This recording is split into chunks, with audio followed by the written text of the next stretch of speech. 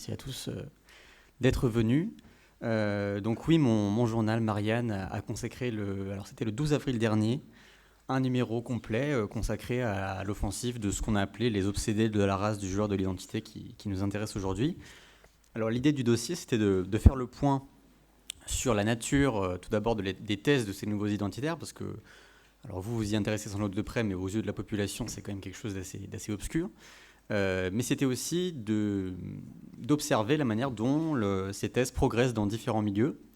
Et donc quand on s'est réunis avec Natacha Polony, Gérald Andrieux ou Étienne Girard qui a écrit avec moi dans ce dossier, on a réfléchi aux différents secteurs de la société qui étaient concernés. Alors évidemment, il y a l'université dont on parle beaucoup aujourd'hui, il y a aussi le monde de la culture, il y a les syndicats, mais on s'est dit on ne peut pas ne pas faire quand même quelque chose sur notre domaine d'activité qui est la presse et les écoles du journalisme qui sont un petit peu les pépinières des rédactions de demain. Et donc l'idée c'était de se poser plusieurs questions. À quel point ces idées-là sont répandues parmi les étudiants de ces écoles et quelle influence elles ont sur leur manière de faire du journalisme. Donc c'est ces réflexions que je vais vous présenter aujourd'hui. Alors tout d'abord, il faut bien avoir à l'esprit que le phénomène que je vais décrire là n'est quand même pas de même nature que ce qui se passe dans le monde de l'université, pour plusieurs raisons. Alors d'abord, les thèses qui font leur chemin dans les médias ne sont pas celles des indigènes de la République. Dans les médias, dans la sphère médiatique, c'est heureux, il y a quand même un rejet du parti des indigènes de la République. Donc ici, on a plutôt affaire, je dirais, la forme adoucie de ces idées-là, de ce néo-identitarisme, qui est l'adhésion à l'intersectionnalité. Alors plus exactement, pas à la théorie universitaire en tant que telle, mais plutôt à son versant politique.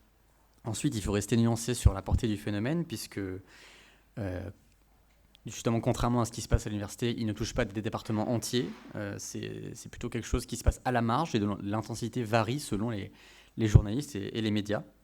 Donc pour schématiser, d'après les différents témoignages que j'ai recueillis, dans une promotion type d'une école de journalisme, vous avez une poignée d'élèves qui vont être des gens convaincus par l'intersectionnalité, qui connaissent les thèses. Vous avez un gros ventre mou de gens qui ne connaissent pas le détail, mais qui peuvent être séduits par une certaine manière de penser. Vous avez beaucoup d'élèves qui ne s'y intéressent pas, donc qui ne sont pas engagés dans un sens ou dans l'autre.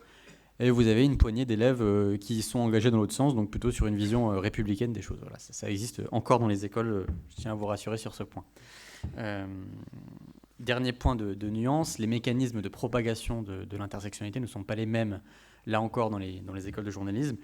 Il n'y a pas d'entrisme, il n'y a pas de volonté cachée, il n'y a pas d'infiltration. C'est plutôt, encore une fois, un phénomène social, doux, qui est plutôt le reflet de l'évolution de la société. C'est aussi pour ça que c'est intéressant à observer. Alors donc je vais commencer en essayant de comprendre comment ça se propage dans les écoles de journalisme. Le premier élément qui donne du potentiel à l'intersectionnalité, c'est la sociologie des élèves. Je ne vais pas vous agonir de statistiques, mais il y a des travaux universitaires qui ont été consacrés à ce sujet, notamment ceux de Géraud Lafarge et de Dominique Marchetti. Alors, l'élève type d'école de journalisme, c'est quelqu'un dont les parents sont des cadres, des CSP+, c'est quelqu'un qui a grandi dans une grande ville, et qui se déclare dans les proportions vraiment écrasantes de gauche. Donc, jeune, bourgeois, urbain, affilié à la gauche, vous le savez autant que moi, c'est le cocktail sociologique idéal pour être séduit par les thèses intersectionnelles. Il faut ajouter un facteur important qui est celui des études. La plupart des écoles de journalisme, les plus prestigieuses en tout cas, recrutent à Bac+3. Et donc on a des données sur les études qu'ont fait les élèves avant de rentrer. C'est largement l'université et notamment les départements de sciences sociales ou de lettres, ou alors les instituts politiques. Donc c'est dans ces lieux-là que effectivement les idées intersectionnelles sont diffusées. Par exemple, le CFJ, qui a publié des données sur sa 72e promo, sur 47 élèves, le CFJ soulignait que 25 ont grandi et étudié en région, c'est le terme poli pour dire en province, ça laisse quand même 22 Parisiens. Il y avait 14 étudiants qui ont étudié les sciences politiques, donc 4 en IEP, 11 qui ont fait de l'histoire, 7 des lettres ou de la philo, 4 des sciences sociales. Le deuxième facteur de progression de l'intersectionnalité, c'est le contexte culturel. Il y a à la fois une tendance de fond qui est la progression du soft power américain dans notre pays et une actualité plus récente qui s'entremêle à la première, qui est le mouvement MeToo et l'essor du féminisme.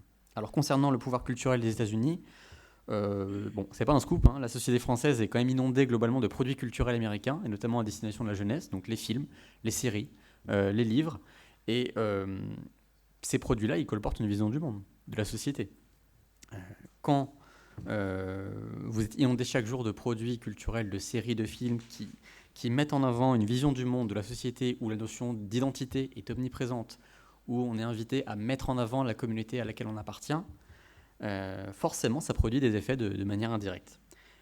À cela, il faut ajouter une dimension médiatique, spécifiquement médiatique, qui là, pour le coup, est beaucoup plus organisée, puisque ça fait maintenant une dizaine d'années que vous avez des déclinaisons françaises de médias américains qui sont arrivés en France. Donc vous avez Slate, qui est arrivé en France en 2009, il y a 10 ans. Vous avez le Huffington Post en 2012, BuzzFeed en 2013, et il y a même un site français qui s'appelle Combini, qui est français, mais qui pour le coup s'inspire totalement de cette vision à l'américaine, qui est en gros de proposer une vision du monde où la société est vue comme une somme de minorités, de communautés à défendre, discriminées, etc. Et pas comme très loin de l'idéal républicain français où les choses sont beaucoup plus communes, on va dire, et non pas communautaires. Il suffit de faire un tour sur ces sites, je vous y encourage, juste pour se faire une idée de la vision du monde qu'elles donnent. Et c'est des sites qui sont très populaires chez les jeunes, notamment chez les jeunes qui intègrent les écoles de journalisme. Donc forcément, ça a une influence sur la vision de voir le monde. Il faut rajouter un phénomène qui est celui des podcasts. Et là, pour le coup, les podcasts qui sont vraiment dominés par une vision du monde, souvent ouvertement intersectionnelle, notamment les podcasts féministes.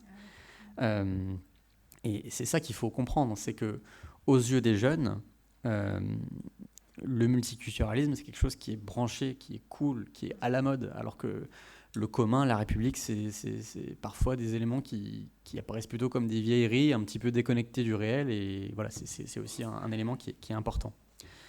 Je vous donne une citation que je mets dans mon article d'une étudiante qui est passée par l'école de journalisme de Sciences Po, qui me disait « Pour être cool, il faut être intersectionnel, tu ne risques rien en ayant cette position dans ce milieu-là, le milieu des écoles, et dans le même temps, tu t'offres une sacrée étiquette de journaliste engagé, c'est du militantisme à moindre frais. »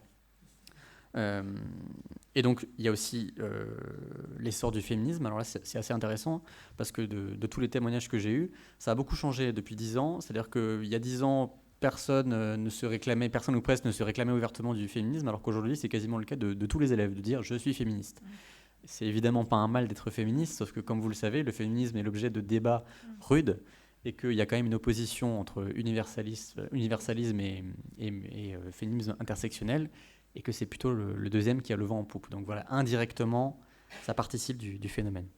Enfin, le troisième élément, le troisième mécanisme, c'est parfois les écoles elles-mêmes. Et le cas le plus spectaculaire que j'ai découvert pendant mon enquête, c'est l'IPJ, donc c'est une école qui est à Dauphine, donc c'est une des écoles les plus prestigieuses, qui est connue pour être en pointe sur le sujet de la lutte contre les discriminations, mais vous allez voir, c'est quand même assez particulier, puisque les étudiants suivent une formation de 15 jours, pendant laquelle on veille à ce qu'il y ait une prise de conscience des élèves sur les discriminations et leur intersection. C'est ce que m'a dit la responsable pédagogique de première année de l'IPJ, qui m'a aussi confié qu'elle envoyait aux intervenants, donc les profs, un topo par écrit afin qu'ils soient conscients des questions liées aux stéréotypes. Il y a même l'ambition de créer des modules de sensibilisation obligatoires pour ceux qui souhaitent enseigner dans ces écoles. Et c'est revendiquer une vision intersectionnelle des choses. Alors là, vous voyez bien la difficulté. S'il s'agit de lutter contre les discriminations, il n'y a pas de problème. S'il s'agit, même à la limite, de sensibiliser à la théorie de l'intersectionnalité, il n'y a pas non plus de problème. Le problème, c'est que du militantisme à la théorie universitaire, il y a quand même souvent une frontière très mince en ce qui concerne l'intersectionnalité. Donc voilà, ça.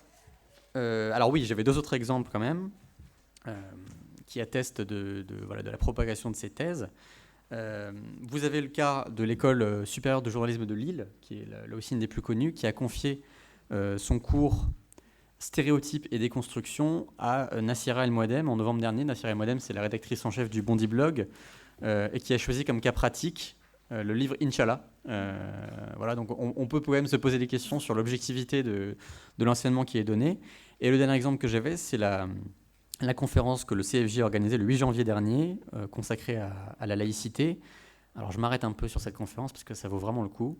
À cette conférence, les invités étaient des membres de l'Observatoire de la laïcité comme Nicolas Cadenne, vous connaissez la vision de la laïcité de l'Observatoire, des responsables religieux, des journalistes qui étaient venus pour critiquer le modèle français de laïcité, ou des militants comme Rokhaya Diallo, mais il n'y avait pas un seul représentant de la laïcité républicaine à la française. Donc vous avez eu droit à des thèmes de débat, voilà, le thème d'une table ronde, la France vue de l'étranger, ils sont fous ces Gaulois. Bon, histoire de faire passer la laïcité pour une espèce de curiosité folklorique défendue par des Gaulois un peu voilà, réfractaires, à moitié racistes, c'est quand même assez efficace. Vous avez eu un diplomate, ancien ambassadeur de la France au Qatar, qui s'est adressé à ces jeunes étudiants, donc futurs journalistes, en leur disant « Le débat sur le Burkini a été dévastateur dans les médias étrangers. Il faut qu'on soit très vigilant quand on parle de cette problématique à l'étranger. » Voilà. Je ne sais pas ce que veut dire vigilant dans ce thème-là. Vous aviez aussi un chercheur à l'IRIS qui disait « Personne ne veut remettre en cause la laïcité de l'État en France, sauf quelques extrémistes religieux. En même temps, j'ai envie de dire avant tout dans sa tête, il y a une menace laïciste qui voudrait que la laïcité soit un principe de neutralité qui s'étende à la société, contrairement à ce qu'elle est juridiquement. » Ce discours-là, en soi, il peut être porté devant des étudiants. Le problème, c'est qu'il n'y avait pas de contre-discours ce jour-là. Maintenant, je vais passer aux manifestations concrètes de propagation de l'intersectionnalité dans les écoles. Alors, il n'y a pas de statistiques, fort heureusement, sur les études, sur les opinions des journalistes ou voilà, sur le taux d'intersectionnalité dans les rédactions, fort heureusement. Mais on peut quand même apprécier ce phénomène à travers quelques exemples qui, mis bout à bout, dessinent quand même un paysage. Le premier effet, ce sont le choix des sujets, le choix des angles et l'utilisation d'un vocabulaire connoté chez les futurs journalistes. Quelques exemples. Dans une grande école parisienne, on m'a rapporté le cas d'une étudiante dont le rêve est de devenir gender editor. C'est une fonction qui a été créée au New York Times. Et l'idée, c'est de passer au prisme du genre tous les sujets traités par tous les journalistes dans toutes les rubriques. Donc voilà, c'est le rêve de certaines étudiantes. Vous avez un autre cas qui est, lors d'un jury de fin d'année, une étudiante qui faisait un sujet sur le hijab de Decathlon. Pourquoi pas son sujet, c'était un plaidoyer vraiment franc pour la commercialisation d'un hijab. Lorsque les professeurs membres du jury lui ont dit « Est-ce que vous avez conscience que votre sujet est engagé, qu'il n'est pas neutre ?» Elle était très étonnée. Pour elle, elle avait fait quelque chose de neutre et de pas engagé du tout. Alors que dans les faits, tous les membres du jury étaient d'accord pour dire que c'était quand même très connoté comme sujet. Autre exemple, lors de la fameuse journée de laïcité du CFJ, les questions à Nicolas Cadenne, c'était quasiment intégralement sur le caractère islamophobe de la loi de 2004 sur les signes religieux à l'école, pas beaucoup sur le communautarisme grimpant dans la société. Autre élément frappant, c'est les choix de sujets que font les étudiants lors de leurs travaux de fin d'année. J'ai regardé des centaines et des centaines de sujets. Il y a énormément de sujets sur le racisme dans la société, l'homophobie, la LGBT-phobie, etc. Par contre, pour trouver un sujet sur un thème social, économique ou politique, il faut vraiment chercher. Citation d'une responsable pédagogique de première année de l'IPJ. Aujourd'hui, les étudiants sont tellement conscients des thèmes sociétaux qu'ils proposent énormément de sujets liés à cela, à tel point que les intervenants se plaignent parfois et rappellent qu'il y a d'autres sujets à traiter. Deuxième évolution, c'est la difficulté pour certains élèves à distinguer le militantisme du journalisme. Alors, il n'est bien sûr pas incompatible d'être journaliste et d'avoir des convictions. À Marianne, on est plutôt bien passé pour le savoir. Mais il faut toujours être honnête dans la manière de les traiter, et c'est là où ça pose problème. Deuxième ambiguïté, il y a certaines convictions qu'il est autorisé d'afficher, féministes, écologiques, d'autres qui sont beaucoup plus difficiles à assumer dans les écoles. Et le problème, c'est que ça se traduit souvent dans le traitement des sujets. Toujours la responsable pédagogique de l'IPJ qui me disait qu'elle avait retoqué plusieurs sujets aux étudiants en les avertissant qu'ils perdaient tout sens critique dans leur traitement. Alors il faut nuancer, évidemment, les écoles sont là pour justement aider les élèves à ne plus être militants dans leur traitement. Mais on peut quand même relever qu'à la suite de l'affaire de la Ligue du LOL, vous avez eu une tribune co-signée par un collectif d'étudiants en journalisme d'école. Et je vous lis un extrait. Nous nous engageons à faire preuve d'intransigeance envers les violences sexistes, homophobes, transphobes, grossophobes, antisémites, islamophobes, racistes. Nous demandons également aux directions de mettre en place des formations au traitement journalistique des discriminations de genre, d'orientation sexuelle ou de race. Alors, il ne s'agit pas de dire qu'il faut être sexiste, islamophobe, raciste, etc. Mais on voit bien que chez beaucoup de journalistes, il y a moins l'idée de passer des informations que d'être une espèce de militant, de défenseur des minorités, ce qui peut poser des questions quand même dans la vision du métier qu'on a. Moi, par exemple, j'ai le souvenir que quand j'ai passé une année en Angleterre à étudier le journalisme, j'avais une camarade donc anglaise, et dès qu'on faisait un sujet, elle me disait « Bon, je vais me mettre en recherche d'une communauté oppressée, d'une minorité, à laquelle je pourrais consacrer mon prochain sujet ». C'est quand même assez particulier comme manière de travailler. Et le dernier effet, c'est dans les rédactions. J'ai mon collègue Alain Léautier qui a fait un article sur la querelle des anciens et des modernes dans la rédaction, où il y a vraiment ce clash entre des historiques qui pensaient que la laïcité, l'universalisme ne feraient plus débat. Et non, dans les rédactions de gauche, maintenant, c'est des choses qui font débat. Il n'y a plus ce fond culturel anticlérical, laïque, commun aux rédactions de gauche. Par exemple, le journaliste Luc Levaillant, en 2015, il avait écrit un papier sur le malaise qu'il avait éprouvé dans le métro en croisant une femme vêtue d'une abaya. Il a été victime d'une lapidation, alors je vous rassure, métaphorique, à Libération, où il a vraiment été attaqué violemment par des confrères. Et vous avez eu un article à charge dans les Inrocks sur ce terrible papier de Luc Levaillant. Autre exemple marquant, c'est l'Obs. C'est un média qui est capable de publier une excellente enquête sur la progression des idées décoloniales, le journal historique de la deuxième gauche, mais qui, par moment, dans certains papiers, vraiment se fait le passeur, le transmetteur des idées intersectionnelles, voire décoloniales. On a un exemple très récent, la marche des fiertés organisée à Saint-Denis il n'y a pas longtemps par diverses organisations indigénistes. Voilà comment l'Obs l'a présenté. Citation, « Fatigué d'être stigmatisé et invisibilisé par une marche des fiertés parisienne à dominante bourgeoise, blanche et masculine, des étudiants organisent la première Pride en banlieue en Seine-Saint-Denis.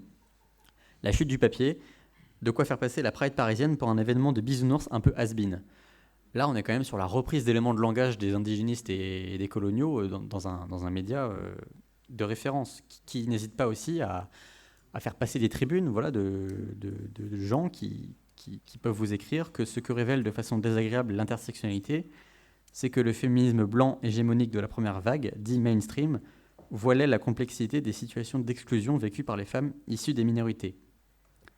Le féminisme mainstream présente la subordination des femmes comme une oppression universelle partagée par toutes, alors qu'il exprime les exigences et les besoins d'un profil spécifique de femmes, blanches, hétérosexuelles, occidentales ou occidentalisées, urbaines, bourgeoises. Voilà, ça c'est des choses que vous pouvez lire dans la presse de gauche aujourd'hui, qui sont au mieux en confrontation avec une vision républicaine, au pire juste présentées comme ça, comme la ligne de la rédaction.